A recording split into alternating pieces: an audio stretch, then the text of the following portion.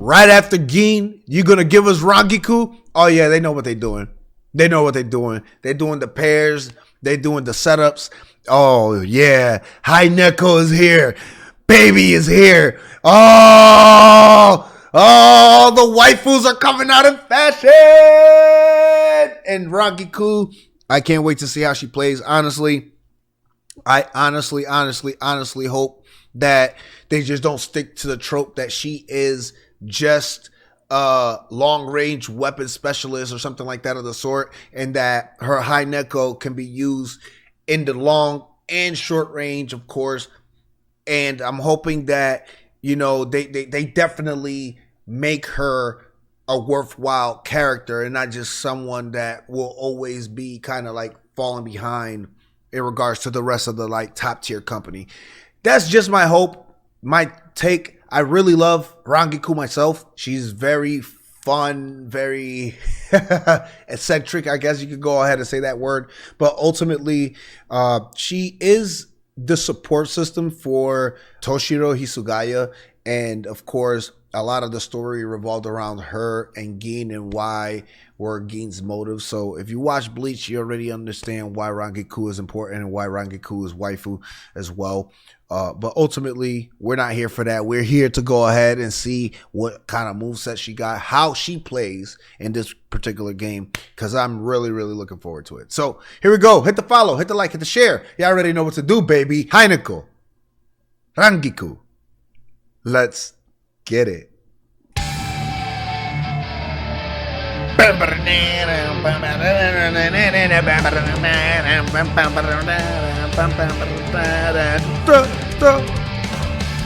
The charming lieutenant, as you can, I don't even read all that. That's too fast. Let's see what happens here. Let's hear the music. Take this. Shakaho, okay. Here.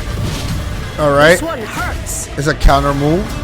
Too slow. Huddle number 33. Sokatsui. Okay. No fucking way she's a... This is the end.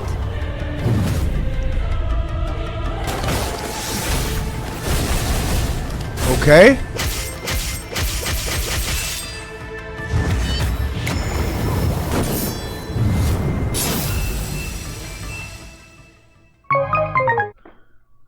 Huh. Let's rewatch that. Yeah, you're not seeing me be too impressed on this one. I don't know if they dropped the ball on this. I mean, I'm a little confused as to what's going on.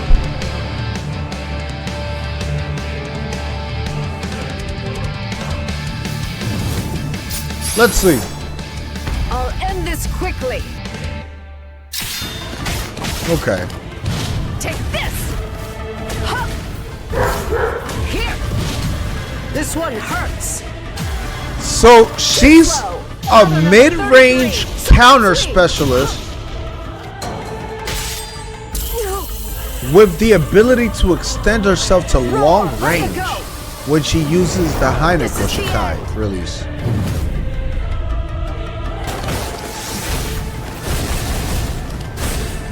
Interesting.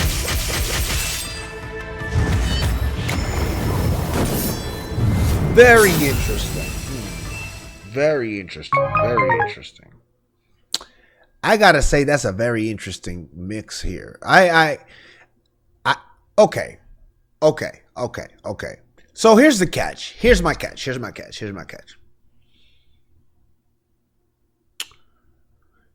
She does not use her Shikai unless you're awakened. So her specialty is still technically zoning in a way, because it's more like you can launch so many different attacks that disrupt the player's pattern as you're trying to step in and do step-ins and things like that. So you have to basically get through that. So that's like a zoning kind of thing, even though they say that is mid-range. But I'm gonna be honest.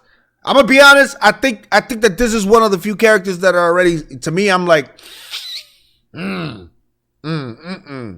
And I was feeling that way about Gin. So this is interesting that with Rangiku I'm feeling this way. Because I thought she would have had like more access to her like high Neko. But I mean, if you look at the history of how she uses high Neko, it's been weird and not really concise per se in the anime and the way that she's used it. So it's interesting. She could turn herself to ash and run freely across the battlefield. Okay, that's what it says. Here we go.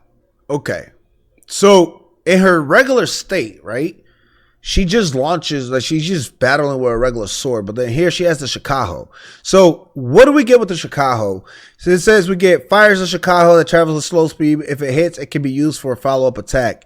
It is a simple attack, but has a lot of utility. So essentially, you can stagger an enemy with the Shikaho, kind of similar to Rukia in the sense of her Hado usage. So if the character's attacking, it staggers him enough to allow you to go ahead and get more frames or hit inputs in there. Obviously, as you can see there. Now,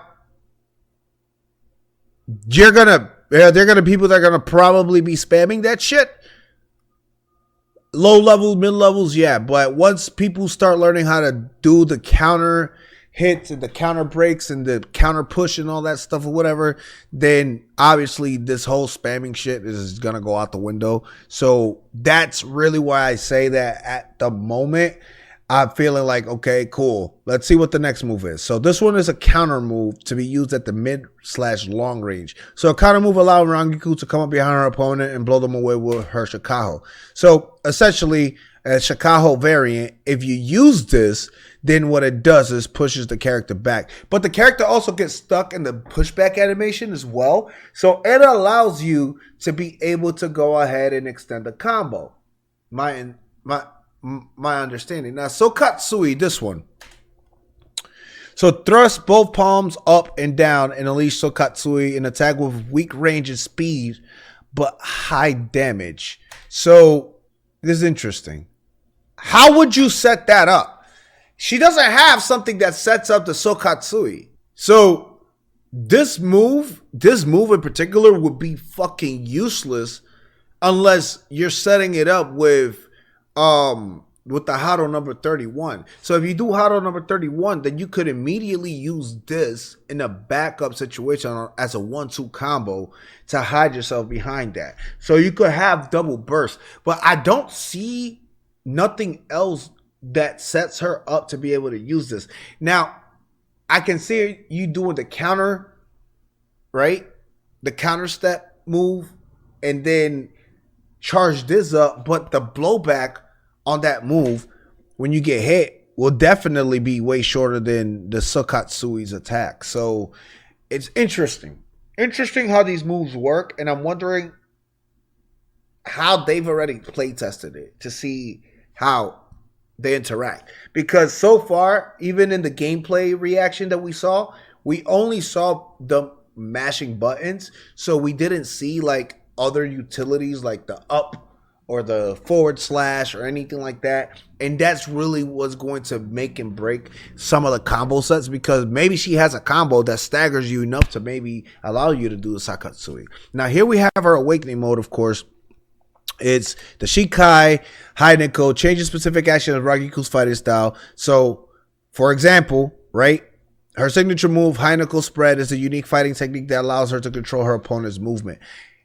Weird what's that, what that means. Does that mean that if you are attacking your opponent and if you hit them in this stage, right, will your opponent's attack get flipped, like buttons get flipped? So for example, square is triangle and triangle is square, or square is circle or something like that? Or is it that it disorients the opponent? So like if they're trying to press forward or trying to press back for a certain amount of time, their button schematics in regards to that, the movements, because it's saying movement specifically, is gone. So they basically pressing up will mean down, left will mean right, kind of things like that, as long as you're hitting them in the high Neko stage.